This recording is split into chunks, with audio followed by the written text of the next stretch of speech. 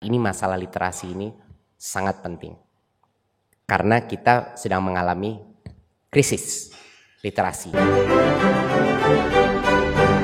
Sahabat integritas, selamat datang di channel Educare atau Educare. Bebas mau pakai Educare atau Educare. Hari ini kita akan membahas isu yang menarik dan juga penting seperti biasanya.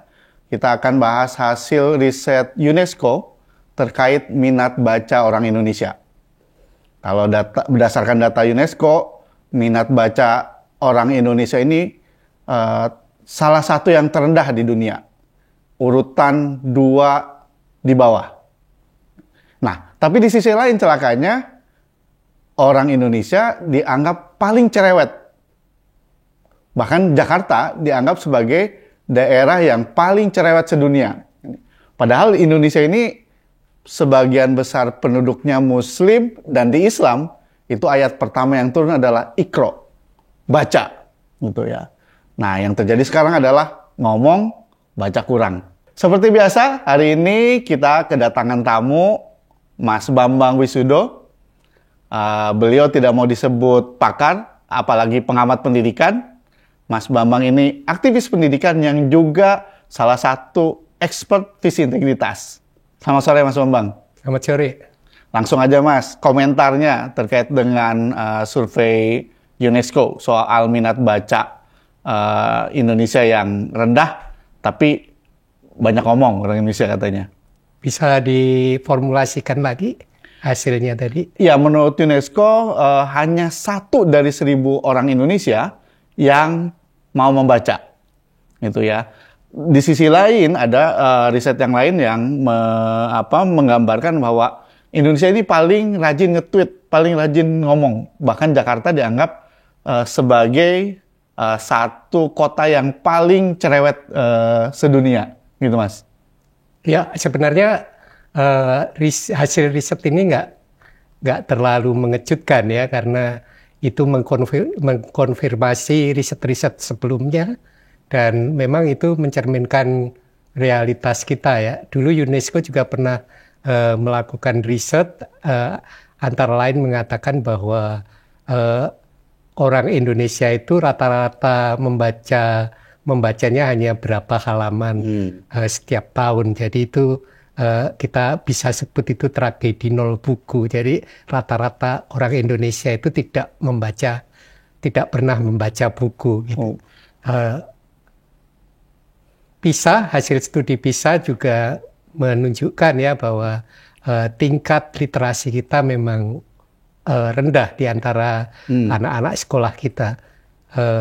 Dan memang ini terkait juga dengan tradisi kita, tradisi ngomong kita memang lebih ke depan daripada tradisi menulis. Meskipun ada dokumen-dokumen tulisan yang pernah ditinggalkan para nenek moyang kita ya, bahkan dalam bentuk sastra juga ada, tetapi itu sangat elitis, sangat kecil gitu ya porsinya. Tapi secara umum tradisi menulis itu tidak kita miliki ya. Jadi ini DNA kita memang DNA ngomong, bukan menulis Mas Bambang.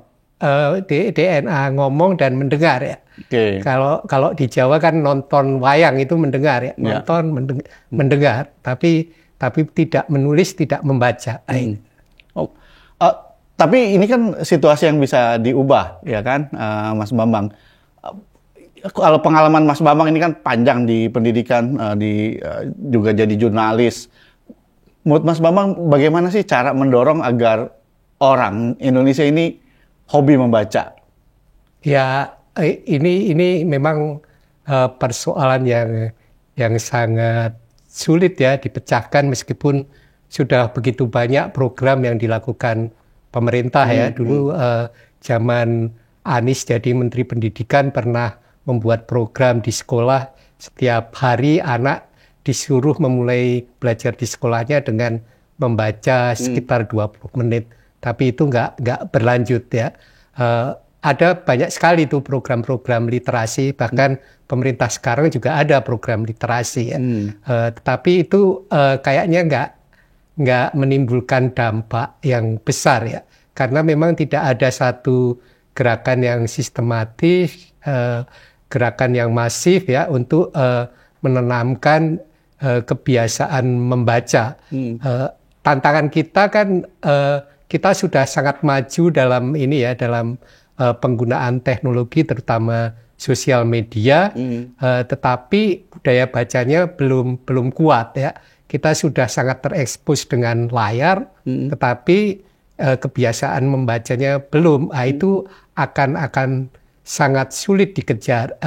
Ini harus ada program yang benar-benar serius untuk menanamkan kebiasaan membaca ya. Kalau membaca sekedar membaca, menulis sekedar menulis, saya kira rata-rata orang Indonesia ya jago ya, seperti tadi ya. Nge-tweet itu ya membaca ya menulis ya, tetapi membacanya mungkin membaca teks yang pendek, melontarkan pendapat dengan dalam bentuk tulisan yang pendek, mungkin hanya sekedar reaksi emosional terhadap satu isu gitu, langsung seperti orang ngomel, orang berkeluh kesah gitu, langsung disebarkan melalui sosial media. Yang harusnya kita bangun kan, kita bagaimana bisa dengan teks ya, melalui teks kita membaca ataupun kita menulis, kita berkomunikasi melalui teks, itu komunikasi yang bermakna ya, yang mengembangkan kemanusiaan kita, bukan sekedar obrolan yang sebenarnya dangkal gitu ya, yang tidak punya makna apa-apa bagi kehidupan kita. Nah, itu memang diperlukan strategi yang serius supaya kita anak-anak muda, supaya masyarakat kita mulai serius membaca, serius menulis. Menarik dibahas kenapa orang Indonesia maunya baca judulnya aja tapi ngomongnya banyak. Tapi sebelum itu, tadi Mas Bambang katakan harus ada program yang serius, program yang strategis. Seperti apa program yang serius dan strategis itu, Mas Bambang? Ya, pertanyaannya kan kalau kita bicara tentang menanamkan kebiasaan membaca, itu tugas siapa? Ya, memang salah satu peran yang sangat penting adalah orang tua ya. Baru setelah itu sekolah. Tetapi problem kita karena masyarakat kita tingkat literasinya, bahkan tingkat pendidikannya masih rendah ya. Rata-rata kan mayoritas masyarakat kita paling baru tingkat pendidikan dasar ya, belum sampai SMA. Mungkin lulus SMP atau putus sekolah SMP. Itu mayoritas masyarakat kita. Nah, kalau di tingkat ini memang susah sekali menumbuhkan budaya membaca pada anak-anaknya, karena orang tuanya juga nggak membaca ya. Kita sangat jarang nih melihat di rumah ada koleksi buku-buku. Bahkan kalau dulu saya sering berkunjung ke rumah guru, itu guru-guru pun jarang sekali memiliki rak buku di rumahnya. Kalaupun punya rak buku ya koleksinya adalah buku-buku terbitan UT ya, modul pelajar atau buku teks pelajaran. Karena itu kan strategis banget ya orang tua untuk menanamkan kebiasaan membaca. Bahkan sejak anak dalam kandungan itu sudah bisa ditanamkan tuh. Misalnya orang tua, bapak atau ibunya membacakan cerita kepada anaknya yang masih di dalam kandungan ibu ya. Itu barangkali itu bayinya juga belum paham ya. Tetapi paling tidak hubungan antara emosional antara anak dengan orang tua yang dimediasi dengan teks atau buku itu sudah dijalin. Nah, kalau sudah itu nanti ketika anak lahir kan bisa diperkenalkan dengan misalnya buku-buku, kalau zaman dulu ada ya buku yang tidak bisa disobek, tebel-tebel itu ya. Itu zaman sekarang juga ada, Mas. Gambarnya menarik itu bahkan anaknya baru merangkak atau belum merangkak bahkan ya udah bisa pegang buku itu. Nanti tumbuh dia udah suka dulu dengan buku ya. Apalagi kalau nanti ada kebiasaan terus dari orang tuanya membacakan buku tiap sebelum tidur atau dalam kesempatan lain gitu ya. Sebelum terekspos pada televisi, apalagi pada handphone ya, pada Android. Itu kalau udah terbiasa begitu nanti gampang tuh menumbuhkan budaya bacanya. Tetapi itu kan hanya sekelompok kecil ya dari keluarga-keluarga di masyarakat kita yang punya kemampuan untuk itu. Karena itu sebenarnya kewajiban untuk menumbuhkan literasi, menumbuhkan kebiasaan membaca buku ya terletak pada sekolah, pada guru-guru ya. Nah, ini yang agak abe dilakukan oleh sekolah-sekolah ya. Berapa sekolah kita yang punya perpustakaan ya? SD misalnya. Berapa SD yang punya ruang perpustakaan? Saya kira mungkin hanya berapa persen saja ya. Dan kalau pun ada ruang perpustakaan, buku-bukunya seperti apa ya? Kemudian ruangannya apakah bersahabat untuk anak-anak itu membaca ya. Kalau kita lihat habit anak-anak ya, anak-anak itu sering membaca sambil tiduran, sambil bersantai gitu ya, tidak harus membaca di meja kursi yang yang formal gitu ya, yang kaku gitu ya. Nah, ini desain perpustakaan seperti apa? Koleksi buku-bukunya seperti apa? Nah, kalau buku-buku yang pesanan saja atau buku-buku wajib dari pemerintah saja pasti tidak menarik ya. Itu kalau dalam bentuk buku ya. Dan sekarang masalahnya buku itu sudah dalam bentuk ini ya, multimodal, multimedia ya, bukan hanya dalam bentuk buku cetak saja. Nah, ini berarti kan perlu ada komputer, perlu ada komputer yang ada suaranya cukup bagus, mungkin headphone. Nah, kalau itu perpustakaannya seperti itu ya, ada buku yang memang buku-buku cetak yang menarik, kemudian ada multimedia di mana anak bisa mengakses bacaan multimedia di situ. Nah, ini fasilitasnya jadi sangat lengkap ya. Apalagi kalau ruang perpustakaannya cukup untuk dimasuki anak satu kelas. Berarti kelas bisa terintegrasi dengan perpustakaan ya. Pelajaran tidak harus dilakukan di kelas, tapi bisa diajak ke halaman sekolah, keluar, tetapi juga bisa diajak bareng-bareng ke perpustakaan. Jadi apa yang ada di pelajaran di kelas itu terintegrasi dengan program perpustakaan ya. Kalau seperti itu memang akan tumbuh tuh kebutuhan untuk membaca buku, meskipun era kita adalah era digital ya. Ini masalahnya berarti salah satu masalahnya ada di sekolah. Tapi masalah di sekolah itu disebabkan karena memang tidak ada anggaran atau memang karena tidak ada kemauan atau tidak ada visi dari sekolah gitu ya untuk kemudian menciptakan tadi lingkungan membaca yang nyaman bagi peserta didik. Ya memang problem anggaran ada ya, program masalah fasilitas ada. Kalau dulu zaman Belanda itu mendirikan SD, HIS itu harus koleksinya itu sudah ribuan buku, 4.000 judul buku atau berapa, itu banyak sekali ya. Kalau untuk sekarang mungkin perguruan tinggi juga nggak punya sebanyak itu ya. Tapi kalau kita menuntut seperti itu kan nggak mungkin ya. Mungkin hanya segelintir sekolah aja yang mampu menyediakan perpustakaan dengan fasilitas seperti itu. Maka kita berpikirnya harusnya apa yang bisa kita lakukan ya. Kita bisa melakukan banyak hal sebenarnya. Jangan meratapi nggak ada duit gitu, nggak ada anggaran ya. Sediakan aja beberapa buku dulu ya. Beberapa buku yang memang cocok dengan anak ya. Misalnya anak kelas 1 sampai kelas 5 SD butuh buku-buku yang bergambar ya. Cetakannya juga bagus, colorful ya.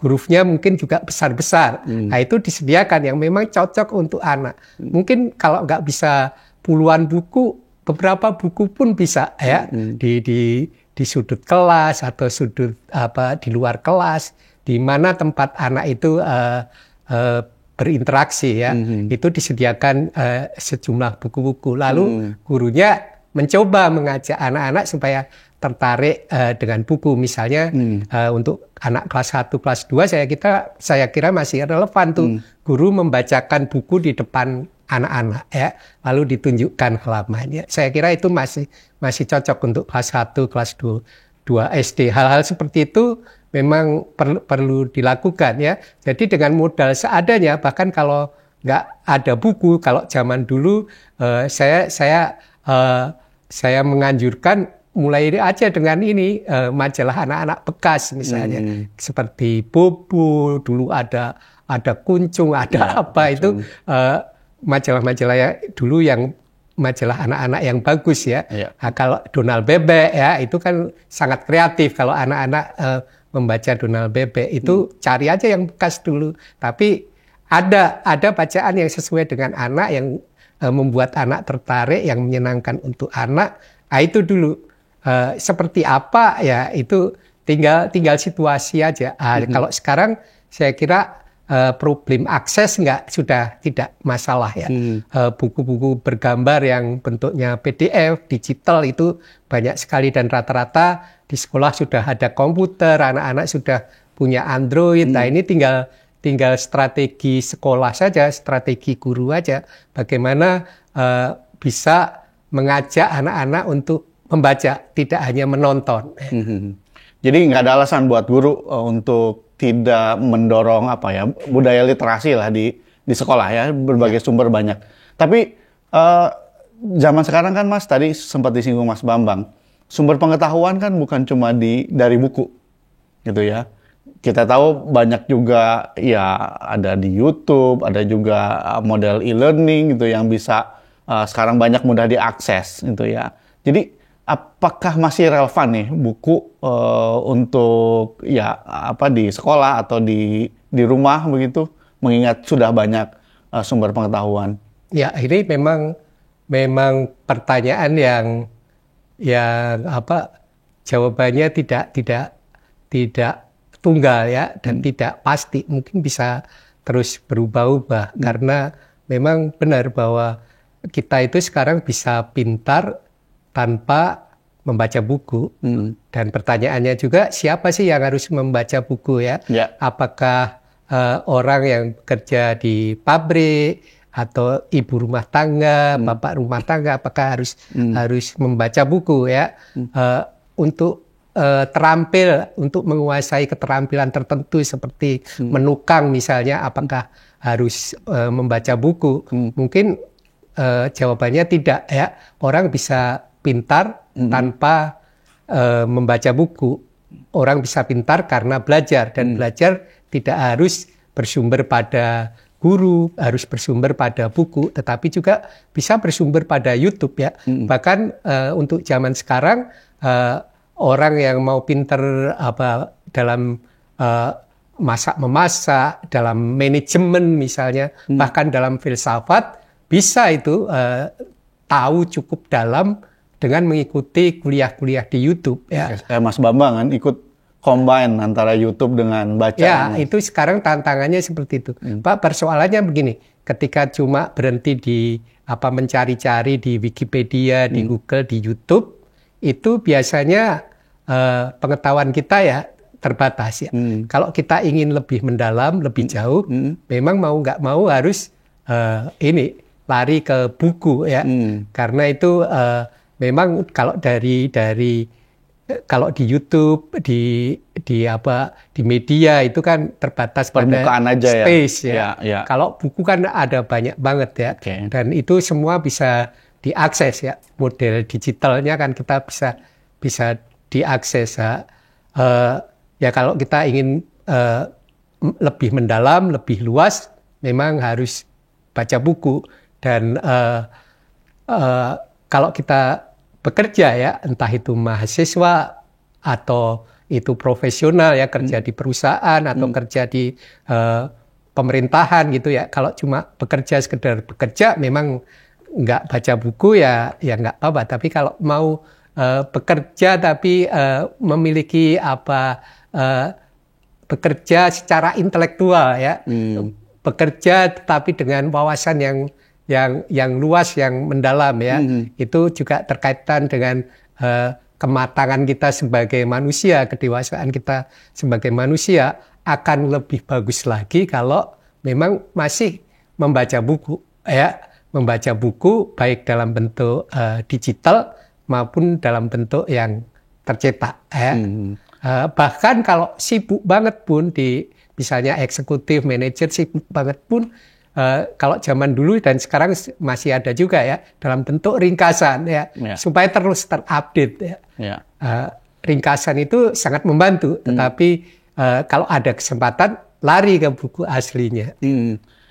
Iya, berarti membaca buku ataupun teks yang lain sudah jadi kebutuhan dasar. Nah, kita kembali ke problem orang Indonesia yang suka baca judul, kadang-kadang terprovokasi gitu ya, yang kemudian diikuti dengan ocehan-ocehan yang cukup provokatif gitu ya. Nah, selain yang seperti itu, bahaya kurang baca ini apa sih, Mas? Gitu ya. Ya, bahaya kurang baca ya kita ini ya gampang sekali tertipu ya, gampang sekali tertipu apalagi di era sekarang ya. Sosial media itu kan banyak yang membuat konten, banyak yang membuat analisis, tetapi tidak didasarkan pada informasi, pada data yang bisa dipertanggungjawabkan ya, tidak didasarin pada basic pengetahuan tertentu, sehingga kita nggak bisa nih mendapatkan yang kebenaran.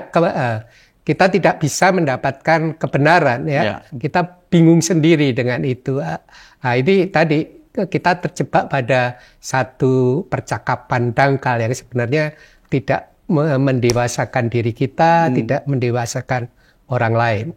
Makanya yang laku judul-judul yang bombastis gitu ya, apa gitu ya. Jadi itu sejak dulu ya, sejak dulu sebenarnya ya. Sebelum ada sosial media ya, zaman dulu kan ada koran-koran yang jual judul ya.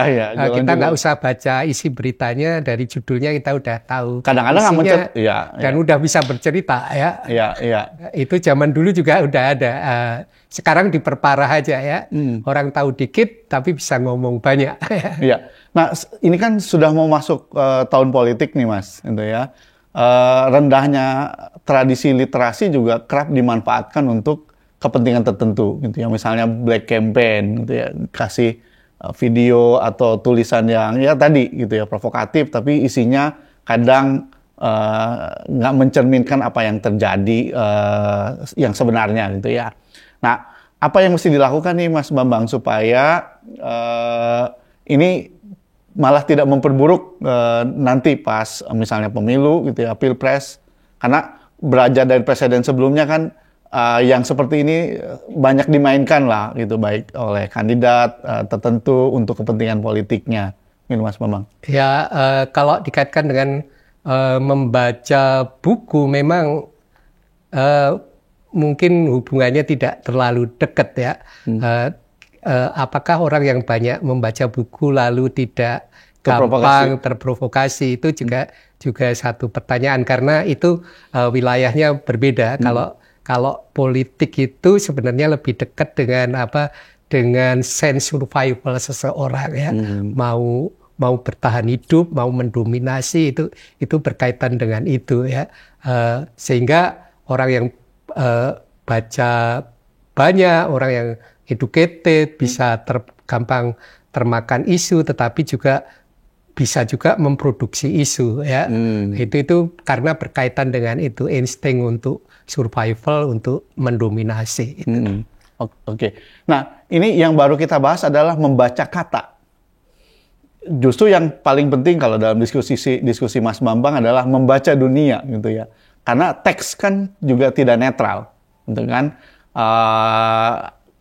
Ya mestinya kita lihat ini kepentingan siapa gitu ya, ini untuk siapa gitu ya. Nah, terkait dengan konteks literasi kritis kita bagaimana Mas Bambang?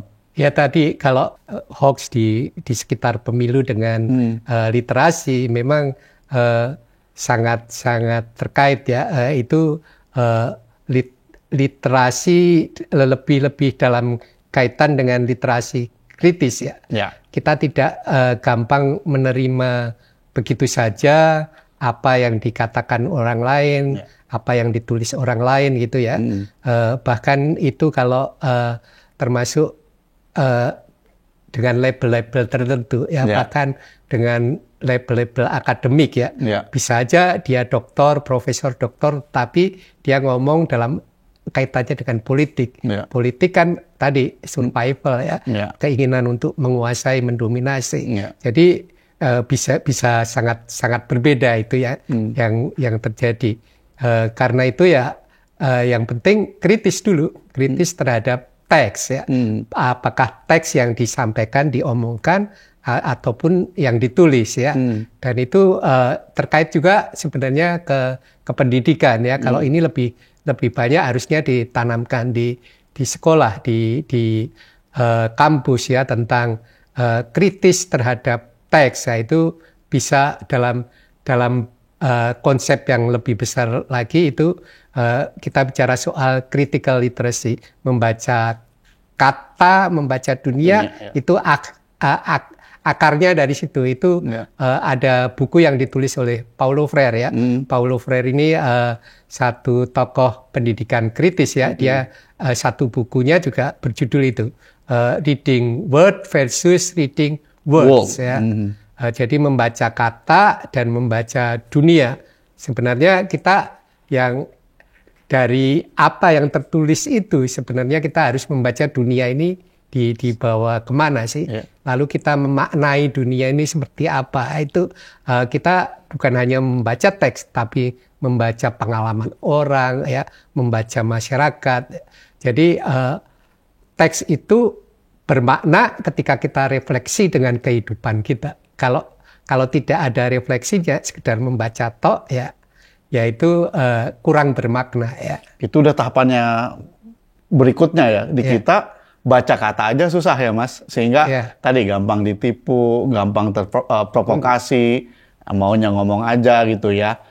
Tapi ya terlepas dari itu semua. Tapi sebentar ya. Tapi literasi kritis ini bukan berarti harus bisa membaca dulu loh. Karena ada eksperimen menarik yang dilakukan seorang guru TK di Amerika. Dia menulis satu buku Critical Literacy for Young Children. Itu dia menceritakan literasi kritis untuk anak-anak TK di tingkat TK yang belum bisa membaca. Misalnya ketika ada di buku ada gambar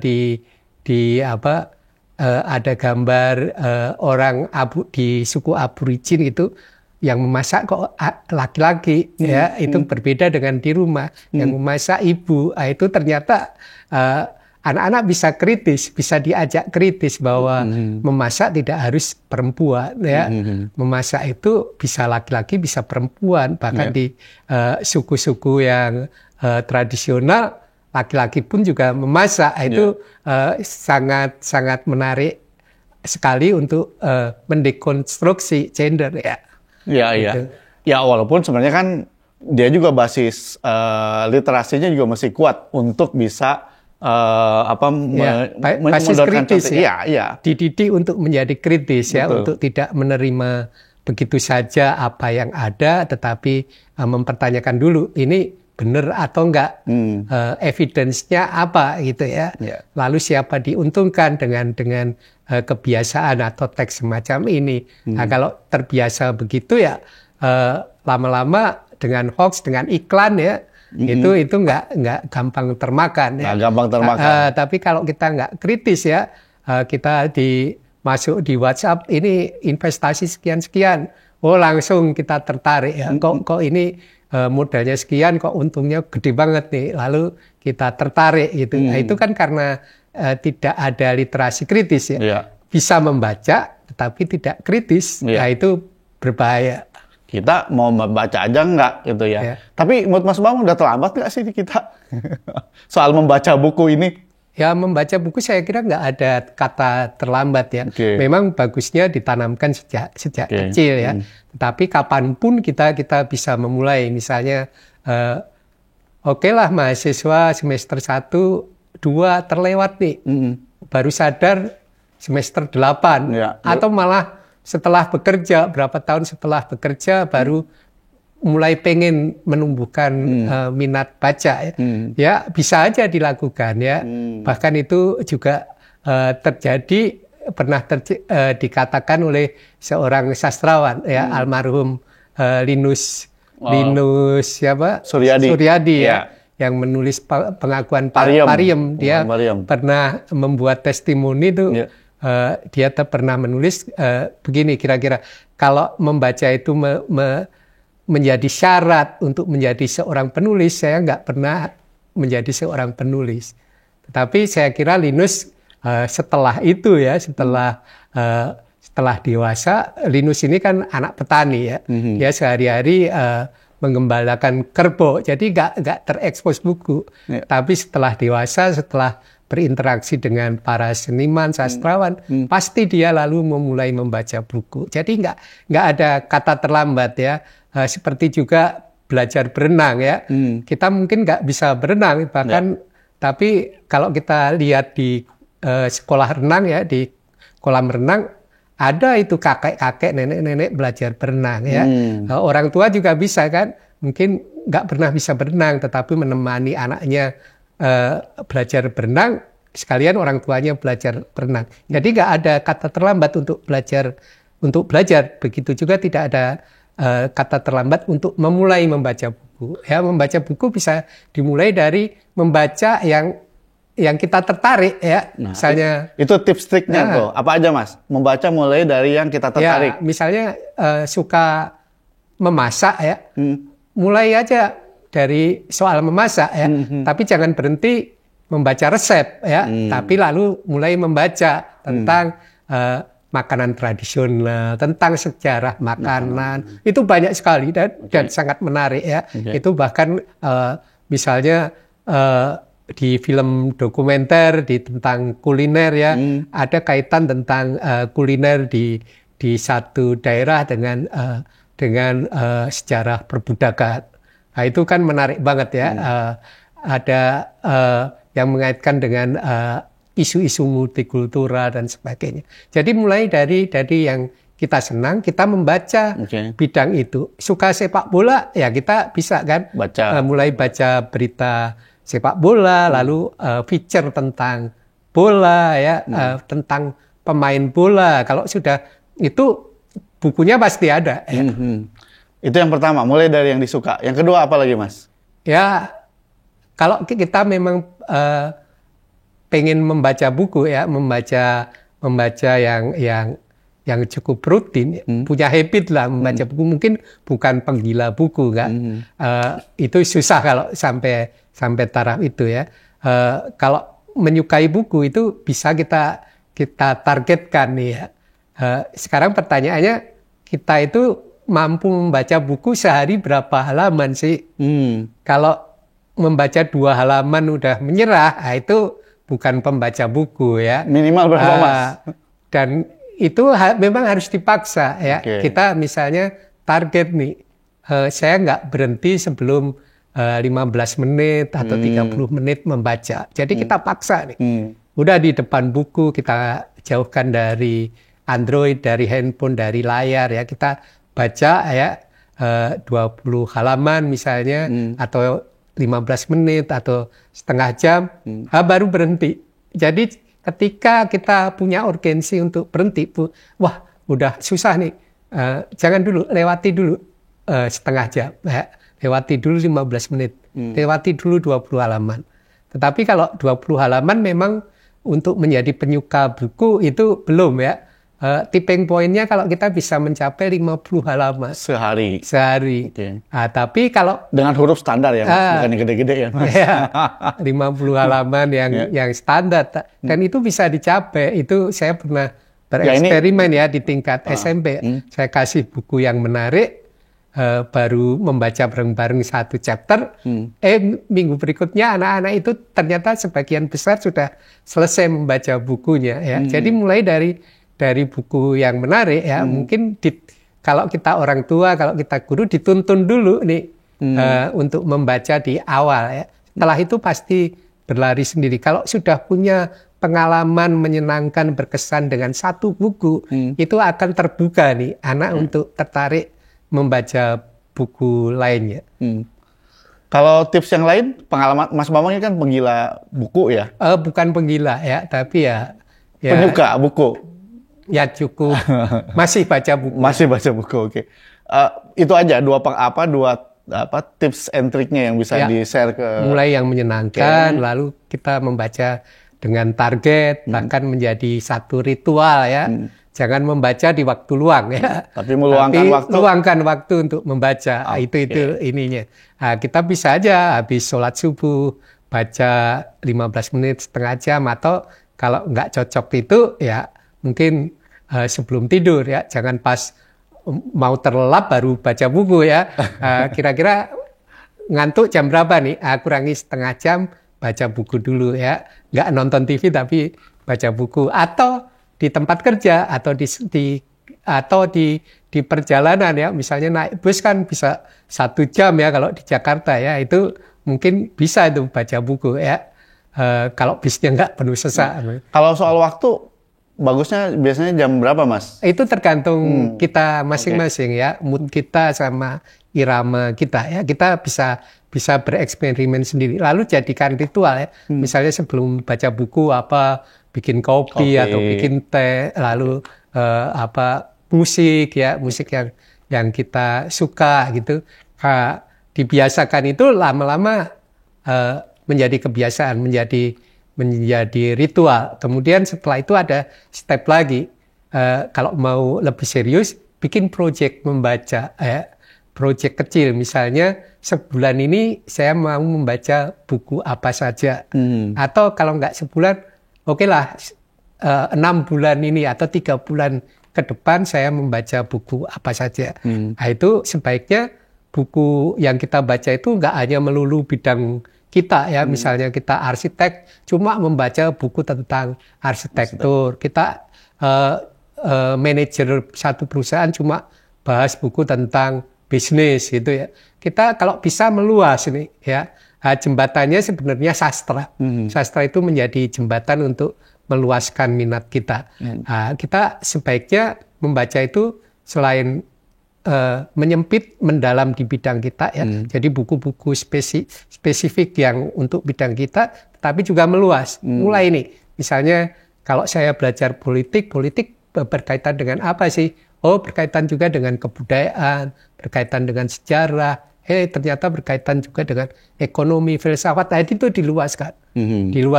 Dan juga perlu baca puisi ya. Jadi nggak hanya baca novel, baca cerpen, tapi juga baca puisi. Nah, kalau baca puisi ini beda ya dengan baca buku teks, buku filsafat ya. Nah, kalau baca puisi sebaiknya bersuara, telinga kita mendengar ya. Nah, kalau baca buku akuntansi sambil bersuara itu habis kita. Ya, labang aja ditahan pas kalau akuntansi dibaca kenceng-kenceng. Oke, saya kira menarik ya diskusi kita kali ini. Ada beberapa yang coba saya simpulkan. Pertama, ya tradisi baca kita memang masih buruk. Yang kemudian juga membuat banyak masalah di kita gitu ya. Banyak orang tertipu karena kurang baca, banyak orang terprovokasi karena kurang baca gitu ya. Termasuk banyak keributan karena orang kurang baca. Dan yang paling parah adalah Indonesia makin tertinggal, salah satunya karena kurang baca. Dan kita tidak terlambat, tidak ada kata terlambat untuk memulai tradisi literasi ini, tradisi membaca gitu ya. Mulai dari baca kata ke baca dunia gitu ya. Mas Bambang sudah share tips and triknya gitu ya. Intinya jangan cari waktu luang, tapi luangkan waktu untuk membaca. Dan sekali lagi, baca ini bagian penting dari kehidupan kita. Bahkan kalau dalam Islam, ayat pertama yang turun adalah Iqra, bacalah. Yang penegasannya pun bukan cuma baca kata, tapi juga baca dunia. Sekiranya cukup, Mas Bambang, diskusi kita kali ini, sahabat integritas. Kita berjumpa lagi di sesi berikutnya. Jangan lupa subscribe, like, dan komentar-komentar yang ya seputaran literasi ini. Terima kasih.